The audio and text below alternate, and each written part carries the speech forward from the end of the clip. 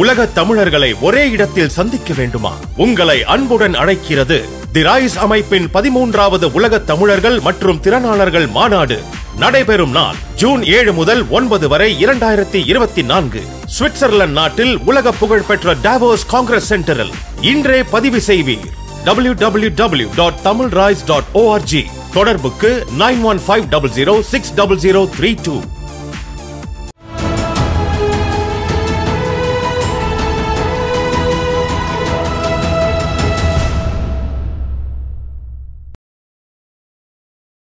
தமிழகம் நேயர்களுக்கு அன்பு வணக்கம். நம்மோடு திரு ஓ பன்னீர்செல்வம் அவர்களின் அணியின் கொள்கை பரப்பு செயலாளர் திரு புகழேந்தி இணைந்திருக்கிறார். வாருங்கள், அவரோடு பேசலாம். சார் வணக்கம். மார்ஷல் வணக்கம், எப்படி இருக்கீங்க? நல்லா இருக்கேன் சார், நீங்க நல்லா இருக்கீங்களா? உங்களுக்கும் தமிழருக்கும் வணக்கம். சொல்லுங்க மார்ஷல். கொடியை பறக்க விட முடியுமா? நீங்க கொடிய பறக்க விட்டு பாருங்களேன். கோர்ட்டுக்கு போகணும். கொடியை பறக்க விடணும்னா அதுக்கு ஒரு நூல் வேணும். பட்டத்தை பறக்க விடணும்னா நூல் வேணும். கொடியை பறக்க விடணும்னா கயிறு வேணும். அது இருந்து பறக்க விடலாம், அது ஒன்றும் பிரச்சனை இல்லையே. எடப்பாடி பழனிசாமி சொல்றாரு அதெல்லாம் பறக்க விட்டீங்கன்னா அவ்வளவுதான், நீதிமன்றமே சொல்லிடுச்சு, நீதிமன்ற அவமதிப்பு வரும் அப்படின்றாரு. என்ன சொல்றாருங்க? நீதிமன்றமே சொல்லிட்டாங்க, ஓபிஎஸ் எல்லாம் கொடியை பறக்க விடவே முடியாதுன்றாரு. ஓ, பறக்க விடக்கூடாதுன்னு எந்த நீதிமன்றம் சொல்லியிருக்கு எனக்கு தெரியலையே. அவர் சொல்றாரு சார், உயர் நீதிமன்றம் சொல்லிடுச்சான், உச்ச நீதிமன்றம் சொல்லிடுச்சான், தேர்தல் ஆணையம் சொல்லிடுச்சான். தேர்தல் ஆணையமும் சொல்லிடுச்சாமா? எனக்கு ஒரு சந்தேகம் வருது மார்ஷல். நீதிமன்றங்கள் பொதுவானவை, நீதி வழங்கக்கூடியவை, நீதி அரசர்கள் நியாயமானவர்கள். எந்த காலகட்டத்திலும் நீதி அரசர்கள் நேர்மை தவறாமல் இருக்க வேண்டும் கூட சமீபத்துல உச்ச நீதிமன்ற நீதிபதி கூட சொன்னாரு. உங்களுக்கு நினைவு இருக்கும். வழக்கறிஞர்கள் கூட உண்மையானவர்களாக நடந்து கொள்ள வேண்டும் என்று அதே உச்ச நீதிமன்ற நீதிபதி அறிவுரை சொன்னார்கள். இந்த பழனிசாமி பேசுறத பார்த்தா உயர் நீதிமன்றம் சொல்லிடுச்சு, உச்ச நீதிமன்றம் சொல்லிடுச்சு, தேர்தல் கமிஷன் சொல்லிடுச்சு அப்படின்னா இதெல்லாம் எனக்கு ஒன்றும் சொன்ன மாதிரி தெரியல. ஒரு சமயம் ஏதாவது டைரக்டா ஏதாவது கான்ட்ராக்ட் வச்சிருக்காரா ஒன்றும் புரியல எனக்கு. ரொம்ப கேவலப்படுத்துறாரு உயர் நீதிமன்றத்தையும் உச்ச நீதிமன்றத்தையும் தேர்தல் ஆணையத்தையும். சொல்லாத ஒன்ன சொல்றாருன்னா, இந்த சுகேஷ் சந்திரான்னு ஒரு ஆளை பிடிச்சி ஜெயிலில் போட்டிருக்காங்கல்ல, இந்த பொண்ணுங்கள்லாம் சப்ளை பண்ணி கேரவன்லாம் சீஸ் பண்ணி அந்த கேஸ் எல்லாம் மாட்டி ஜெயிலில் இருக்கானே, அந்த சின்ன வயசுலயே அவ்வளோ பெரிய ஃப்ராடை எவ்வளோ உலகத்தில் பண்ணியிருக்க மாட்டான். சுமார் 25 கிரிமினல் கேசஸ், வெளியிலே வர முடியல. அந்த சுகேஷ் சந்திராவுக்கும் பழனிசாமிக்கு என்ன வித்தியாசம் எனக்கு தெரியல. ஸோ எல்லாம் சொல்லிட்டாங்கன்னா யார்கிட்ட போன்ல இல்லை சொன்னாங்களா, இல்லை யார் இவருக்கு யாராவது நீதிபதி இப்படி ஹெல்ப் பண்றாங்களா, இல்லை தேர்தல் ஆணையத்தில் யாராவது சொன்னாங்களா? அதை விடக்கி சொன்னா நல்லா இருக்கும். எனக்கு தெரிஞ்சு எந்த தேர்தல் ஆணையமும் சொல்லலை. ஒரு தடவை உயர் நீதிமன்றம் சொல்லிச்சு நாங்கள் கவுண்டர் போடலன்னு சொல்லி, அது ஸ்டே எக்ஸ்டெண்ட் பண்ணல, சில கண்டிஷனை போட்டிருக்கு. அது 26ஆம் தேதி வருது.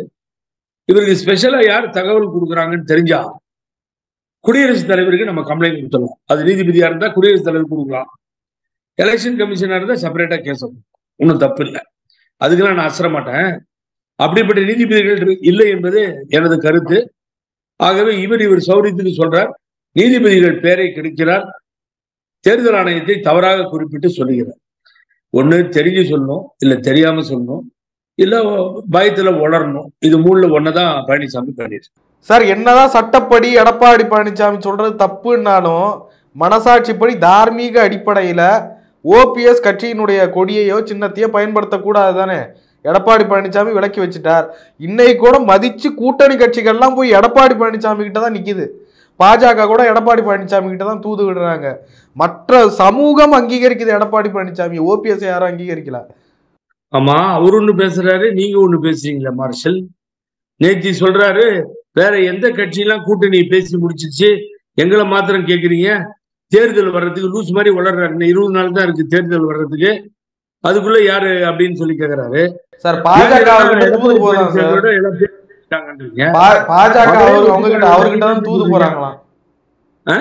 பாஜக அவர்கிட்ட தான் தூது போறாங்களாம். அதை நம்புறீங்களா நீங்க? ஜி.கே. வாசன்லாம் போய் பார்த்துட்டு வந்தாரு, அப்படித்தானே செய்திகள்லாம் வந்துச்சு. இல்லைங்க, பாஜக தூது போகுதுன்னு யார் சொல்றா? எங்களுடைய ஜன்னல் கதவுகள் கூட திறந்திருக்கும், பாத்ரூம் கதவெல்லாம் திறந்திருக்கும், நீங்க வர்றவங்க வரலான்னு தான் அண்ணாமலை சொல்லியிருக்காரு தவிர பழனிசாமி வரலான்னு எப்ப சொன்னாரு சொல்லுங்க? பழனிசாமி வரலான்னு சொல்லியிருக்காரா? சொல்லுங்க சார். பாரதிய ஜனதா கட்சி பழனிசாமியை அழைக்கவில்லை. அழைத்தால் அதை விட பெரிய அவமானம் பாரதிய ஜனதா கட்சிக்கு இல்லை. வெரி கிளியரா நான் பதிவு பண்றேன். அழைக்கவில்லை. அழைத்தால் அதை விட அசிங்கமும் அவமானமும் பாரதிய ஜனதா கட்சிக்கு இல்லை. ஏன்னா அவ்வளவு கேவலமாக பேசியாகிவிட்டது பாரதிய ஜனதா கட்சியை இந்த எடப்பாடி பழனிசாமி குரூப். கண்ணாபின்னு பேசியிருக்காங்க, பேசாதே கிடையாது. சனியை ஒழிஞ்சது, அது இது, பூதம் பிசாசு, இவெல்லாம் ஒரு ஆளர் அண்ணாமலை மிக தரக்குறைவாக பேசியாக்கி விட்டது. ஆகவே இனி போய் அவர்களோடு சேர்ந்தால் மக்கள் ஒப்புக்கொள்ள மாட்டார்கள் என்பது நாடகம். சார், இந்த வாரிசு அரசியல்னா என்னங்க சார்? வாரிசு அரசியல்னா எம்பி சீட்டோ எம்எல்ஏ சீட்டு கொடுக்குறதே இல்லையா? தலைமை பொறுப்பில் இருக்கவங்க தலைமை பொறுப்புக்கு வந்து அமர்றது பேர் தான் வாரிசு அரசியலாம் அப்படின்ற ஒரு விளக்கம் கொடுக்குறாரு. எப்படி பாக்குறீங்க? கரெக்டு தான். எடப்பாடி பழனிசாமி அப்பா அரசியல் இல்லையே, பாவம். அவர் தானே வராரு நேரம். அதுக்கு பின்னாடி அவர் பையன் வந்தாதான் வாரிசு அரசியல் அவர் சொல்றாரு. புரியுது அவங்களுக்கு? தலைமை பொறுப்புக்கு தொடர்ந்து, அதாவது கலைஞர் போல, கலைஞர் எடுத்து மு.க. ஸ்டாலின் அவர்கள், மு.க. ஸ்டாலின் எடுத்து உதயநிதி ஸ்டாலின் சொல்றாரு. ரைட், வச்சுக்கோ. அவர் ஏதோ புதுசு புதுசா கண்டுபிடிக்கிறார், அமெரிக்கா ஒலிம்பிக்ஸை கண்டுபிடிச்ச மாதிரி. ரைட்டு. நான் என்ன கேட்கிறேன், அப்புறம் ஒரு வார்த்தையை அடிஷனலா சொல்றேன். சாதாரண தொண்டன் கூட பெரிய பதவிக்கு வர முடியும். யார் சொல்றது? நம்ம பழனிசாமி. அப்ப பழனிசாமி நான் என்ன கேட்கிறேன், நீ விலகிடு, ஒரு சாதாரண தொண்டனுக்கு இந்த ஆப்பர்ச்சுனிட்டி கொடு. இப்ப நம்ம பொறாத்தலை ஜெயக்குமார் எடுத்துக்கோங்க, சூப்பரா சொல்றாரு, என் பையனுக்கு சீட்டு கேட்க வந்த தலைமை கழகத்தின்றார். அவர் என்ன வட சென்னை தானே நாடாளுமன்ற தொகுதி, அதுக்குதான் நான் சீட்டு கேட்க போனான்றாரு. அதை விடுங்க, இருந்தாலும் கொடுத்துருவாங்க, ஒரு ஊதுகுழலே அவர் தானே, அது வேற விஷயம். அவன் ஜெயிக்கிறான் தோக்குறான், அது ரெண்டாவது ப்ராப்ளம்.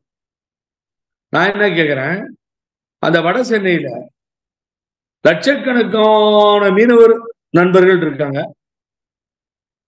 மற்ற பிற நண்பர்களும் பிற சமுதாயத்தை சார்ந்தவர்கள் அது இதுன்னு ஏகப்பட்ட பேர் இருக்காங்க. ஏன் அதுல ஒரு ஆளை தேர்ந்தெடுங்களேன். நான் நிக்கலீங்க, இந்த தடவை இந்த பொதுமக்கள்ல ஒரு ஆளுக்கு ஒரு வாய்ப்பை கொடுக்குறேங்க அப்படின்னு கொடுத்தா உன்னை அந்த பகுதி மக்கள் போற்றுவார்கள், அந்த நாடாளுமன்ற தொகுதியை சார்ந்தவர்கள் பாராட்டுவார்கள், தமிழகத்தை சார்ந்தவர்கள் எல்லாம் ஆஹா இப்படி ஒரு ஜெயக்குமாரா, சே உங்க பையனே விட்டுட்டு நமக்கு வாங்கி கொடுத்தாருன்னு சொல்லுவாங்க. இப்ப காலங்காலமா பையன்தான் நிக்கணும் நாடாளுமன்றத்துக்கு, அப்பந்தான் நிக்கணும் சட்டமன்றத்துக்கு அப்படின்னு ஒரு நெறியை கடைபிடித்து அதுல போற நீ ஏன் அடுத்தவங்களை பத்தி பேசுற? தலைமை பகுதிக்கு தலைமை பண்புக்கு வந்தால்தான் அப்படின்னு சொன்னா அது எத்தனை பேரால ரீச் ஆக முடியும்? ஒரு தலைமை தானே ஒரு கட்சிக்கு. அப்ப அந்த தலைமையில நீ ஊத்துறல்ல, ரயில் விடுறிய 1.5 கோடி 2 கோடி வந்துட முடியுமா? ஒருத்தர் தானே வர முடியும். யானை மாலை போட்டதாலே ஆள வந்த ராணின்ற மாதிரி சின்னம்மா போட்ட பிச்சையாலே ஆள வந்த ராஜா. அப்ப ஒருத்தர் தானே வர முடியும், ஏதோ ஒரு வழி இல்ல. அது யாரும் முடியாது, ரொம்ப கஷ்டமான விஷயமாச்சு அது. அப்ப தலைமை பண்புக்கு தான் வரணும், அந்த இடத்துக்கு வர்றவங்களை பத்தி பேசணும்னு சொன்னா அது உனக்கு தகுதி இல்லை. அது ஏதாவது ஒரு புரியுதா மார்ச்சல்? அதாவது இவர் நிப்பாரா, அப்பா எம்பிக்கு, பையன் எம்எல்ஏக்கு நிப்பாரா, அவருக்கு வேண்டியவங்க எல்லாம் குடும்பத்தில் இருக்கவங்க எல்லாம் நிப்பாங்களாம்.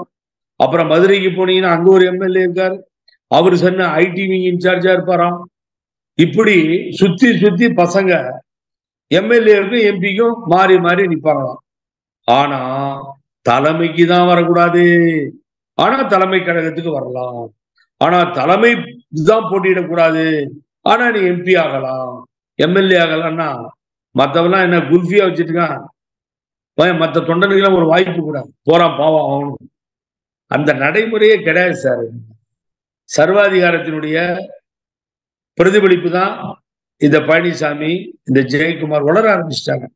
தலைமை வேற, இங்க எம்எல்ஏ வேற, எம்பி வேற. நிறுத்திக்கோ, உன் வீட்டில் இருக்கவங்க எல்லாம் கூட்டு வந்து லைனா நிறுத்திக்கோ. அதுக்கு பேரு தலைமை கிடையாது, வாரிசு அரசியல் கிடையாது. ஏன்னா எனக்கு இன்னொரு கொஸ்டின், எனக்கு யார் பையனா இருக்கட்டும், அந்த பையனை போய் உனக்கு பதிலா நிறுத்துற, உன் தொகுதியில நிறுத்திக்கிறேன்னா அதுக்கு நீ வாரிசு இல்ல, வாரிசு அரசியல் இல்லைன்னு சொன்ன முதல் ஆராய்ச்சியாளர் பழனிசாமியும் இந்த ஜெயக்குமார் தான். இதுதான் எனக்கு புரியல. நீங்க அதை கேட்டு ஒரு கேள்வி வேற என்ன மார்ஷல் கேட்குறீங்க. ஓபிஎஸ்க்கு அந்த எதிர்கட்சி துணைத் தலைவர் இருக்கைய மாத்திட்டு பின்னாடி சீட்ல இடம் ஒதுக்குனாங்க. அன்னையில இருந்து சட்டமன்றத்து பக்கமே அவரை காணுமே. என்னத்துக்கு போகணுங்க? நல்ல மனிதர்கள் நாட்டில் அதிகமாயிட்டாங்க. அந்த சட்டமன்றத்துக்குள்ளார என்னுடைய தனிப்பட்ட கருத்தா கூட நீங்க பதிவு பண்ணிக்கோங்க. என் அண்ணனிடம் சொன்னேன், அதைத்தான் ஆலோசனையாக பண்ருட்டியார் போன்றவர்கள் எல்லாம் வழங்கி இருக்கிறோம். அவரை வேண்டுகோள் தான் விடுத்திருக்கோம். அவர் சொந்த விருப்பம், அதில் தலையிட முடியாது. மக்கள் தேர்ந்தெடுத்திருக்கிறார்கள். போடி நாயக்கன் அவர்கள் ஒரு அவமதிக்கின்ற செயல் என்பது இத்தனை காலம் வரை இந்த சட்டமன்றத்தில் முன்னாள் முதலமைச்சர் 23 வருட காலம் முன் வரிசையிலே அமர்ந்தவர், 10 முறை பட்ஜெட்டை சமர்ப்பித்தவர், 3 முறை முதலமைச்சராக இருந்தவர். ஆகவே என்ன அதிகாரத்துக்கு உட்பட்டு எனக்கு இருக்கின்ற அதிகாரத்தை பயன்படுத்தி அவரை கௌரவித்து முதல் வரிசையில் அமர்த்தி இருக்கிறோம். சொன்னவர் சபாநாயகர். ஒரு முறை அல்ல, பல முறை. காலையிலே மசோதா பேரில் நீங்க ஒரு முதலமைச்சரா இருந்திருக்கீங்க, நீங்க எதிர்கட்சி தலைவரா இருக்கீங்க, 2-3 தடவை எம்எல்ஏவா இருந்திருக்கீங்க. ஒரு பண்பாடு நாகரிகம் இல்லாம காலையில மசோதா கொண்டு வந்த நேரத்துல கெலாட்டா பண்றீங்க. இது ஏதாவது நியாயமா? நீங்க அசம்பிளியில் நடந்துக்கிறது இல்லாத ஒரு துணை எதிர்கட்சி தலைவர் பொறுப்பை எப்படி நான் கொடுக்க முடியும்? இது மரபு அப்படின்னு சொல்லி உங்க கட்சியில எது வேணாலும் நீங்க பண்ணிக்கோங்க, சட்டத்தில் இடமே இல்லை, தரவே முடியாது என்று சட்டமன்றத்திற்கு உள்ளேயும் சட்டமன்றத்துக்கு வெளியிலேயும் பேசிய நான் மதிக்கக்கூடிய அண்ணன் அப்பாவு சபாநாயகர் பல முறை சொல்லி, ஒரு நாள் திடீர்னு ஞானோதயம் 4 தடவை கேட்டாரு. அதனால எனது வேண்டுகோள், இது கொஞ்சம் பரிசீலனை பண்ணுங்களேன்னு சொல்லி இந்த நாட்டினுடைய முதலமைச்சர் கேட்கிறார் சட்டமன்றத்தில். உடனடியாக வேற வழியில் நீங்க சபாநாயகருக்கு, அப்புறம் அவர் சபாநாயகர் முதலமைச்சர் சொல்றதை மீறி போக முடியாது, அது எந்த கட்சியா இருந்தாலும் அதுதான். உடனே அவரும் தலையை ஆட்டிக்கிட்டு அடுத்த நிலையில தூக்கி அண்ணனை பின்னாடி உட்கார வைக்கணும். அப்போ நீங்க பேசுறது என்னாச்சு? எனக்கு ஒன்னே ஒண்ணுதான் தெரியும், தமிழர் மூலியமா இது ஏன்னா லட்சக்கணக்கான மக்கள் பார்க்க போறாங்கன்னு எனக்கு தெரியும். உங்களது அதிகாரத்தை பயன்படுத்தி உதயகுமாரை முன்வரிசையில் அமரச் செய்தீர்களா, அல்லது எதிர்கட்சி துணைத் தலைவர் என்கின்ற பதவியை ஒப்புக்கொண்டு அது சட்டத்தை நாணல் போல வளைத்து அந்த பதவி இருக்கிறது என்று சொல்லி அமர வைத்தீர்களா என்பதை இந்த நாட்டு மக்களுக்கு நீதி வழுவா சபாநாயகர் என்று சொல்லக்கூடிய அவர் இதை விளக்க வேண்டும். இதை விளக்கி சொல்லணும், 2 எதை நீங்க கடைபிடிச்சீங்கன்னு சொல்லி. அப்படி ஒரு கால் என்னுடைய அதிகாரத்தை பயன்படுத்தி அமர செய்தேன் என்று சொன்னால் இவரோட சீனியர்லாம் இருக்காங்க. அப்போ ஒரு முதலமைச்சரை பின்னாடி தள்ளிட்டு இவரை முன்னாடி உட்கார வைக்க வேண்டிய அதிகாரம் நியாயமான அதிகாரமா? அது அதிகார துஷ்பிரயோகம் இல்லையா? ஆகவே உங்களை மிரட்டுகிறார் எடப்பாடி பழனிசாமி. நான் ஒன்னு சொல்றேன் மார்ஷல், இந்த சட்டமன்ற எதிர்கட்சி தலைவர் கொள்ளையடித்தாலும் பரவாயில்லை, கொலை செய்தாலும் பரவாயில்லை, சட்டத்துக்கு புறம்பாக எதை கேட்டாலும் பரவாயில்லை, அவரை வரம்பு மீறி பேசினாலும் பரவாயில்லை, விடிய அரசு என்று காரி துப்பினாலும் பரவாயில்லை. ஆனால் அவர் உட்கார்ந்துக்கணும். அவர் உட்கார்ந்துக்கிட்டு இந்த சட்டமன்றத்தை நடத்த வேண்டும், சட்டமன்றத்தில் இருக்கணும். அப்பதான் இந்த ஆளுங்கட்சிக்கு ஒரு மரியாதை. ஆகவே எதை வேண்டுமானாலும் நாங்கள் செய்வோம். அவர் இருந்தால், அவர் பிரசன்ஸ் இருந்தா போதும். ஆகவே அவரை விசாரிக்க கூட மாட்டோம். கொடநாடு கொலை வழக்கு 17 பேரை விசாரிச்சிட்டோம், ஒருத்தர் விசாரிக்க மாட்டோம். இப்படிப்பட்ட ஒரு நிலைப்பாட்டில் இருக்கின்ற அரசாக இந்த அரசை நான் பார்க்கக்கூடிய துர்பாக்கியம் ஏற்பட்டு விட்டது என்பதை நினைக்கும் பொழுதுதான் வேதனையாக இருக்கிறது. இந்த முதலமைச்சர் எப்படி கீழே இந்த அளவுக்கு இறங்கினார் என்பது எனக்கு புரியவில்லை. ஆகவே பி டீம்னு எங்களை சொன்னாங்க. இப்ப தெரிஞ்சு போச்சு யார் உண்மையான பி டீம்னு. அதுக்காக அன்னைக்கே நான் சபாநாயகர்களுடைய வாழ்த்துக்களை சொன்னேன். ஆகவே தான் அண்ணன் ஓபிஎஸ் அவர்கள், புரட்சி தலைவர் எம்ஜிஆர் சொன்னார்கள், இந்த சட்டமன்றம் செத்து விட்டது, மீண்டும் எம்ஜி ராமச்சந்திரன் முதலமைச்சராக உள்ளே வருவான் என்று. எங்களை வளர்த்து ஆளாக்கிய புரட்சி தலைவி அம்மா அவர்கள் சொன்னார்கள், இந்த சட்டமன்றம் செத்து விட்டது, நீ வரமாட்டோம் என்று. அந்த நிலைக்கு என் அண்ணன் ஓபிஎஸும் தள்ளப்பட்டு விட்டார். நியாயமும் நீதியும் குழி தோண்டி புதைக்க விட்டது நினைக்கிறேன். ஆகவே அவர்தான் முடிவெடுக்க வேண்டும். அதனால் தான் சட்டமன்றத்திற்கு செல்ல வேண்டும். சமீபத்தில் அதிமுக முன்னாள் நிர்வாகி ஒருவர் கூவத்தூரில் என்ன நடந்தது அப்படின்னு சொல்லிட்டு ஒரு சில நடிகைகளோடு அந்த கூவத்தூர் அந்த நாட்களை தொடர்பு படுத்தி பேசியது மிகப்பெரிய சர்ச்சையை கிளப்பி இருக்கிறது. நிறைய பேர் கண்டனம் தெரிவிச்சாங்க. ஒரு அதிமுக முன்னாள் நிர்வாகி இப்படி பேசலாமா? அதை நான் வருத்தப்படுகிறேன். அந்த நண்பர் கட்சியிலிருந்து நீக்கப்பட்டார். முதல் நாள் ஒரு பேட்டியை கொடுக்கிறார். அது நியாயமாக இருந்தது. எக்ஸ்பிளனேஷன் இல்லாம எக்ஸ்பல்ஷன் பண்ணது தப்பு. என்னை விசாரித்திருக்க வேண்டும். அதிகார வரம்பை மீறி அதிகார திமிரிலே ஆணவத்திலே என்னை நீக்கி இருக்கிறார் எடப்பாடி பழனிசாமி. அடித்த கொள்ளையெல்லாம் நான் கொண்டு வருவேன், வெளியே சொல்லுவேன். இந்த பால்வள தலைவராக அவரை போட்டப்ப நானும் பழனிசாமி மாத்திரமே ஈவினிங் செக்ரட்டரியேட்ல அம்மா கிட்ட அப்பாயின்மெண்ட் 2 பேருக்கு மாத்திரம் எனக்கும் அவருக்கும். எனக்கு வேற விஷயமா கர்நாடகா விஷயமா அவருக்கு அன்னைக்கு தான் இந்த பால்வள தலைவரை கொடுக்குறாங்க. கிட்டத்தட்ட அது 91-92 நினைக்கிறேன். ஆட்சிக்கு அம்மா புதிதாக முதல்வராக வந்த போது அப்ப பழனிசாமி நானும் பேசிட்டு உட்கார்ந்துருக்கோம். அப்பதான் அதை அறிவிச்சு கொடுக்குறாங்க. அதிலே கூட கொள்ளை நடந்திருக்கிறது என்று அந்த நண்பர் ஏவி ராஜ் அவர்கள் சொன்னார்கள். ஆனால் அடுத்த நாள் ஏன் அவர் திரிஷாவை பேசினார்னு தெரியல. நடிகை திரிஷாவை பற்றி மற்றவர்களை பற்றி பேசுகிறார். நான் அதுக்காக வருத்தப்படுறேன். அதை நான் நியாயப்படுத்தவோ, நடைபெறாத ஒரு நிகழ்வை நானும் தான் அங்க இருந்த ரிசார்ட்ல அதை சொல்லவோ நான் தயாராக. அப்படியெல்லாம் ஒரு நிகழ்வு அங்கே நடைபெறவில்லை.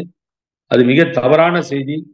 ரெண்டாவது இன்னொன்னு சொல்றேன், நான் என்னுடைய வீடு அடித்து நொறுக்கப்பட்டது. என்னுடைய மனைவிக்கு இங்கே காயம். என்னுடைய சின்ன பையன் இன்னைக்கு பெரியவனா வளர்ந்து நிற்கிறான். மார்ஷலை விட இன்னும் பாடி உயரமா இருப்பான். அவனை குழந்தையா இருக்கும்போது வெளியில தூக்கிட்டு ஓடிட்டான் சார். என்னுடைய மாமனார் மாமியார் வந்திருந்தாங்க ஊர்ல இருந்து. பெங்களூர் நடந்த நிகழ்ச்சி, கை காலில் விழுந்து இந்த குழந்தைய கொண்டு வந்தாங்க. ஃபர்ஸ்ட் ஃப்ளோர்ல நடந்த நிகழ்வு இது. உயிர் தப்பித்தோம் பண்ற இதுல நான் இல்லை, என்ன இருந்தால் கொண்டு இருப்பானு. இந்த கனடா வெறியர்களுக்கும் எனக்கும் ஏற்பட்ட தகராறு. அம்மா கடும் கண்டனத்தை தெரிவித்தார்கள். அன்றைய முதல்வர் எஸ்.எம். கிருஷ்ணாவை அழைத்து ரொம்ப கடுமையா பேசினாங்க. அம்மா கண்டன அறிக்கையை கொடுத்தார்கள். ஏன் கலைஞரும் கொடுத்திருந்தார் தலைப்பு செய்தியாக.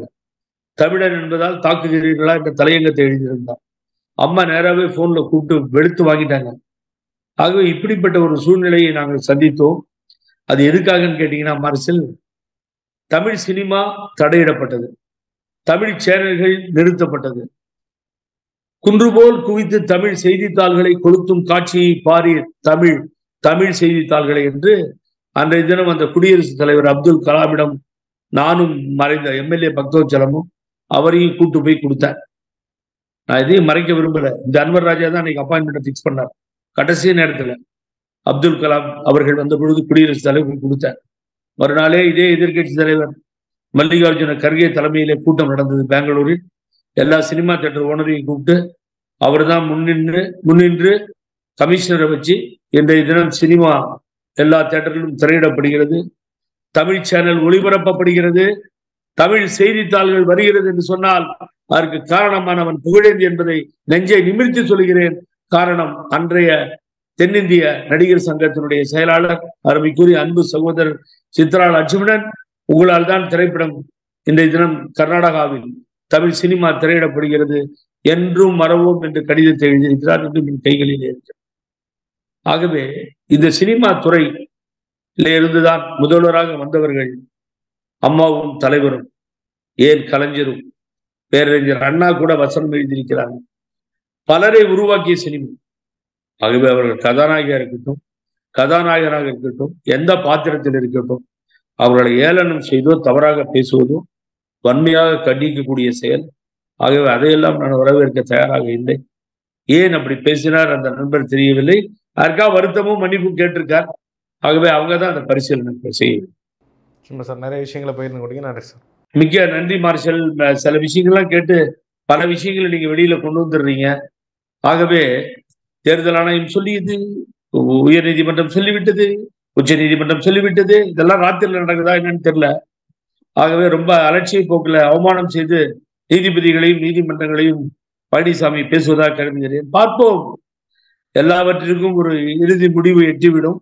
அது சில நாட்கள் தான் இருக்கிறது, மாதங்கள் இல்லை. பழனிசாமியா நாங்களாக என்பதை பார்ப்போம். பழனிசாமி தேர்தல் நேரத்தில் இந்த அதிகாரங்களை எல்லாம் பெறாமல் போகிறார் என்று வைத்துக் கொள்ளுங்கள். கொடியாகட்டும், சின்னமாகட்டும், லெட்டர் பேட் ஆகட்டும் எல்லாம் மாறுதுன்னு வச்சுக்கோங்க. ஆர்கே நகர் நிலைமை ஏற்பட்டால் அதற்கு காரணம் புகழேந்தியாக இருப்பான், யாரும் இருக்க மாட்டார்கள். அதை நான் சேலஞ்சா எடுத்துட்டு இருக்கேன், பாக்குறேன் நான்.